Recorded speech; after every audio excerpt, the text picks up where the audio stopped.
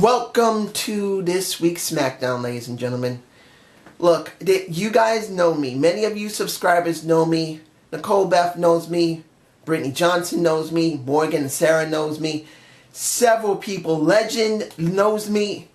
The person I really want to talk about, I can't.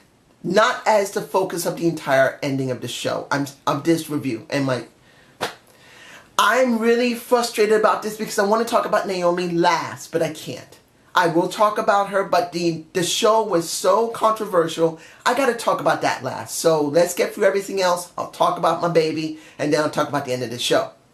First thing I want to talk about, why was not Ivan Koloff honored here? You had an extra day, WWE. I understand he died Saturday. There was no way to honor him Monday. You only had 2 days. Now you have 4 days. Could you not put something together and throw it on Smackdown Live and let them at least say, or at least you could have said, ladies and gentlemen, we wish to honor Ivan Koloff. Unfortunately, we could not show him and do the same thing as the great Georgie Animal Steel. But we decided to at least show respect here. At least say that. Nothing. And I find that highly disrespectful. You guys can tell me below if I'm wrong or not. Because this is kind of stupid. It doesn't matter if he would be honored with the Hall of Fame now. The point is he should have been respected along with George the Animal Steel. Just showing his image was bullshit. Now, the first thing I'm going to talk about was the Usos versus the Fashion Police of Breezango. I feel sorry for Tyler Breeze. Because he really is a good talent. Working with Fandango, who isn't a bad talent either, but they almost get no time on SmackDown, and they have some character. And what happens? They do the same thing as happened in the turmoil match. They beat down before they get into the ring. Well, not saying they got beat down during the ring. They got their asses beat up, and they still won. I really didn't care. The match really didn't mean a damn thing to me. But what did matter to me was, where the hell have these Usos been?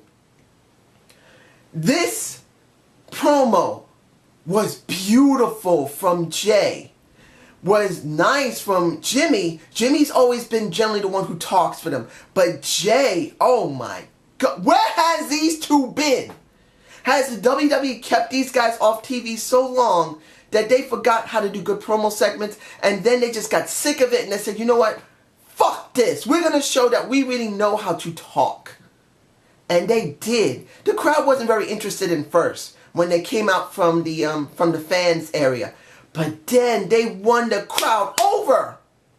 Oh my freaking goodness. This is the Usos that should have been sponsored when the titles were created. And they should have never had to face the man, the beauty and the beast of Rhino and Heath Slater. Should have been left alone and built up. This is how real heels are supposed to act as tag teams. I'm shocked. I'm still a Uso fan. I love me the Uso. And I'm glad to see they did a wonderful segment here. Next, Becky Lynch and Alexa Bliss. You already know the situation, why that match happened, so I'm not going to explain it. I just say this. I know there's a storyline that's supposed to deal with Natalya. There's supposed to be a storyline dealing with Nikki Bella. There's supposed to be a storyline what happened with Maurice. But you could have picked someone else than Becky Lynch. Couldn't you have picked, and I know she's a heel at this moment, you could have done something special. You could have done the finger poke of doom with Mickie Jane and Alexa Bliss. I know it's kind of stupid, but you could have done that. Something a little different from the women. We normally don't see the finger poke of doom from women. And since that could have happened, it would have been more interesting than this match. Was it technically a good match? Yes, it was. Was the right person to win? Of course she was. Because we don't know what's going to happen by WrestleMania. We might actually get lucky for the one that we love so much may actually wrestle. But I would have liked to see someone else. Could have been Nikki Bella. She could have done double work.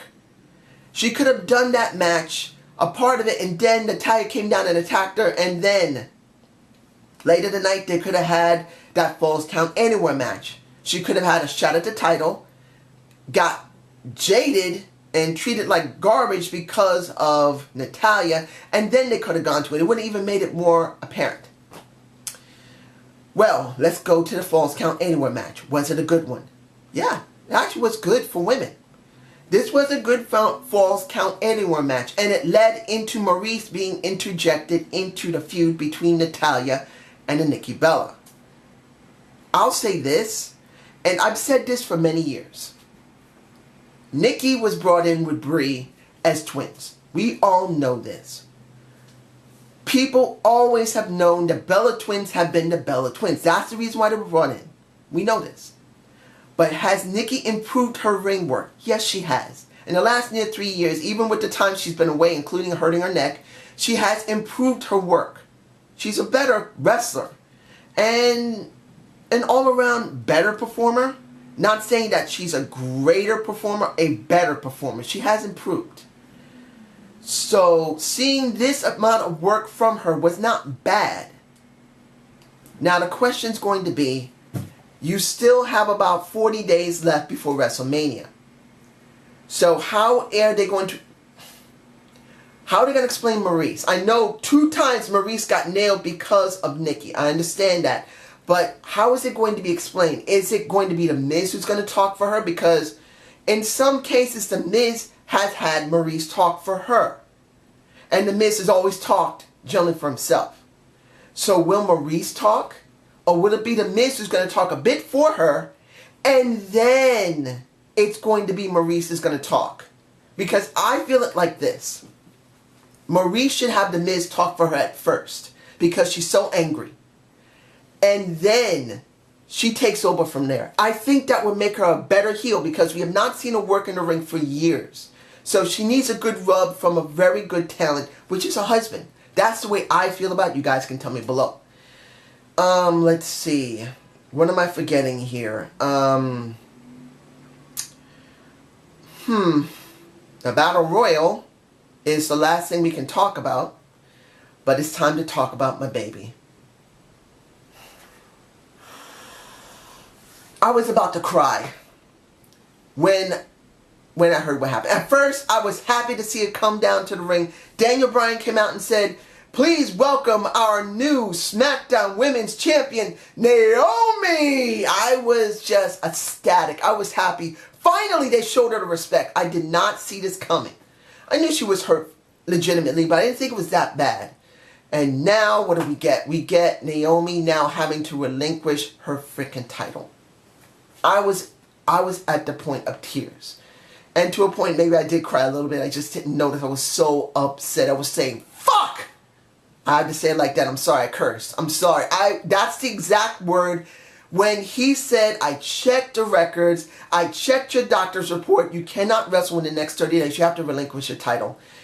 And I just screamed that. Literally, I just did that. I was that upset that Naomi... Look, I'm not going to take anything away from Charlotte, Alexa Bliss, from... Calm yourself. Charlotte, Alexa Bliss, Becky Lynch, Bayley, and anyone else. Like Nia Jax, there you go. There's another one. And Sasha Banks. If I forgot anybody, I'm sorry. All of them are from the current roster of NXT who have been built very well by Triple H. But let's be honest here. Naomi is from the older generation before NXT was formed. It was from FCW when she was a champ. And then she transitioned to NXT. And then she transitioned onto the main roster. She truly and honestly is the last person, well, second to last person, because we haven't seen Tamina. Tamina should be showing herself eventually. From what I understand, she's been doing house shows. But she is the second to the last person who came from FCW, who's on the roster, who has never gotten the title, who is still there. There's only 2 women that are left from the original roster of FCW that have never gotten the title. That is Tamina, and that is Naomi. Naomi finally gets her title, and what do you get? Naomi gets hurt.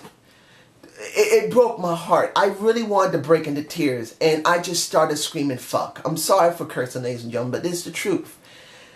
I'm hoping that the injury she is...